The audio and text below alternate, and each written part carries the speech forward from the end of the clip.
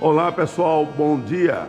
Estamos aqui no Museu do Lago, onde tivemos a oportunidade de encontrar um dos grandes também artistas aqui, artistas plásticos que residem em nossa cidade e pode-se dizer já são natural da cidade. Nós iremos conversar agora com um artista plástico que irá se identificar, desculpe a tosse, que irá se identificar e falar. Por favor, seu nome? Meu nome é José Expedito Dias Gonçalves, eu assino como Expedito Dias, meu nome artístico. Muito obrigado por concordar e fazer esse bate-papo, essa entrevista. E eu queria que você me contasse um pouco sobre você, quanto tempo você está aqui, de onde você é. Eu nasci em Lagoa do Ouro, né? Só que vim para Garanhuns com 2 anos de idade, então eu me considero ser um garanhuense por adoção. Amo essa cidade. Que maravilha! Como é que você começou essa sua jornada de artista plástico? Olha, desde os meus 7 anos eu já gostava de rabiscar, de fazer aquelas garatujas, digamos assim, feinhas, mas que já dava assim prazer, né? E a minha infância foi na Vila do Quartel, aqui em Garanhuns. E lá tinha um grande artista chamado Aurélio, que ele desenhava muito bem, pintava muito bem. E eu consegui com ele um caderno de desenho dele, onde eu comecei a decalcar, né? Fazer aquelas... decalcando. E depois eu comecei a sentir prazer mesmo em criar minhas garatujas, digamos assim. E foi a partir daí que eu comecei a gostar, né? E criar meus primeiros desenhos. Depois, quando eu fui estudar, se eu não me engano, em 72, 73, mais ou menos, por aí. 74, quando eu fui estudar no Industrial, lá eu tive aulas de educação artística, tive aulas, noções de desenho, né? E aí eu pude aprender mais ainda a gostar dessa área de artes plásticas. Que maravilha! Mas qual é a sua maior fonte de inspiração? A minha fonte de inspiração, olha, ela vem muito à noite, né? Parece-me que as coisas, as antenas conseguem captar mais à noite. Que maravilha! Né? Eu gosto muito de pesquisar, de estudar, Quando eu pretendo fazer um determinado tipo de trabalho, vamos dizer, uma paisagem sertaneja, né? Então, aonde eu encontro muita inspiração é em Morte e Vida Severina, de João Cabral do Melo Neto, pernambucano, e em Vidas Secas, de Graciliano Ramos, né? Eu tenho pintado muitas telas em cima dessas leituras que eu fiz, né? E muito interessante esse processo seu. E quando você vê esse processo criativo que você tem, como você falou, baseado em Graciliano Ramos, né? E também no outro autor, me diga uma coisa, você quando vai fazer esse exemplo, vem à noite, vem uma ideia, você já pensa na tela, já pensa nela à noite, nesse momento que você está de relax, já pensando nisso, já pensa a tela, já vê a imagem do quadro na sua mente? Isso é verdade. Na hora que eu vejo a tela pronta e que me dá vontade de pintar, vamos dizer, o sertanejo, né? O sofrimento da seca, eu já vejo o que vai sair naquela tela branca. Eu sinto que aquele trabalho final, eu já vejo ele bem antes. Então percebo que você tem grandes desafios, né? Esses desafios no mundo do artista plástico são muito grandes. Quais são os maiores desafios que você tem que poderia compartilhar com quem irá apreciar dentro do instante das suas telas? Bem, o desafio maior é vender, né? A gente precisa, em primeiro lugar, fazer um trabalho bem feito para agradar gregos e a troianos e cada vez mais melhorar, né? E hoje com a internet, hoje com outros meios de comunicação, se torna mais fácil, né? Eu tenho vendido bem através da internet, né? E através também das exposições que estão havendo. Nós vamos anotar seu endereço da internet e vamos postar também logo a seguir o seu número de telefone. Por gentileza, existe até uma curiosidade, normalmente me questionam, o seguinte, qual é a sua peça favorita? De todas as que você fez, qual é a mais favorita? Olha, Infelizmente ela não está aqui, né? Foi a minha primeira tela, que também foi em cima do sertão. E você tem essa foto dessa tela? Tenho, eu tenho Você ela poderia em casa. depois me mandar essa foto da tela para eu inserir aqui no vídeo? Mando sim. Olha, veja bem, essa tela foi a minha primeira tela, eu fiz em 1974. E como ela ficou muito tempo no Recife, a praia, acho que A Marizia. a marisia, correto. A marisia estragou um pouco a pintura, né? E essa pessoa me ligou perguntando se haveria condição de restaurar. Eu digo com toda certeza. É incrível, quando essa tela me chegou, eu senti um prazer tão grande, porque eu voltei àquele 1974. Maravilha, né? E aí já comecei restaurando ela e é um sertanejo com a enxada nas costas, voltando para casa, o pôr do sol e o cachorrinho seguindo ele, né?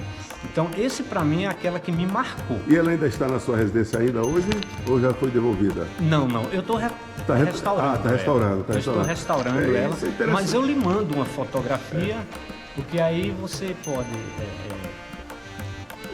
Anexar, se você, depois eu vou dar algumas orientações de como fazer. E para ficar bem melhor e ficar bem mais fácil, nós temos uma anexação dela aqui no nosso vídeo. Isso. Essa foi a minha primeira tela. Eu vi aqui em 1978. Eu já tinha tendência, né, para... Você comentou aqui que é difícil, questão de vendas. Eu percebo que Garanhuns tem, depois que eu estou com esse projeto, Ornilo Explorador Urbano, eu percebo que Garanhuns é uma mina de cultura, mina de artistas plásticos fantástica. E não vejo uma divulgação por parte da imprensa local de estar mostrando essa riqueza que é Garanhuns. Nós tivemos uma entrevista com o grande artista plástico Maurílio Matos, não sei onde, Maurílio, me desculpe, eu não sei onde fui arrumar esse Almeida para você. Também temos uma entrevista recente com o artesão Márcio, tá? O Márcio Macedo, que faz trabalho de artesanato excelente. Meu grande amigo. Tá? E vejo agora, encontro você. E vi também outros locais aqui ricos, muito ricos de peças. Como é que você vê Garanhuns na recepção do trabalho desses artistas daqui? Olha, Garanhuns realmente na parte de artes plásticas deixa muito a desejar. O caso dos artesãos, por exemplo, já há uns 15 anos atrás, ele já vem sendo assistenciado pela prefeitura, né, por esses órgãos. Mas as artes plásticas não. Tivemos a 2018, 2019, a Casa das Artes, que foi um evento maravilhoso durante o Festival de Inverno. Depois da pandemia acabou, né? Abriu-se em Garanhuns uma galeria chamada Galeria Simoa Gomes, que acolheu muitos artistas somente de Garanhuns. Mas eu noto assim que mesmo assim a visita nessa galeria ainda está muito lenta. O povo ainda não está acostumado aí ao encontro da arte, né, das artes plásticas. Entendo perfeitamente. E essa galeria aqui do professor José Valdo, ela veio realmente para brilhantar ainda mais e agigantar Pessoal, as artes aqui plásticas. É considerado o Museu do Lago, que fica situado no Lago São Francisco. Então eu gostaria agora de solicitar ao nobre artista Expedito que nos mostrasse com detalhes, se pudesse de maneira rápida, falando o significado de cada uma dessas telas. É evidente que a quantidade de telas que esse artista, pelo tempo que já tem pintando, são imensas e as vendas são muito grandes, já estão fora da nossa região. Mas nós temos aqui a oportunidade de algumas telas.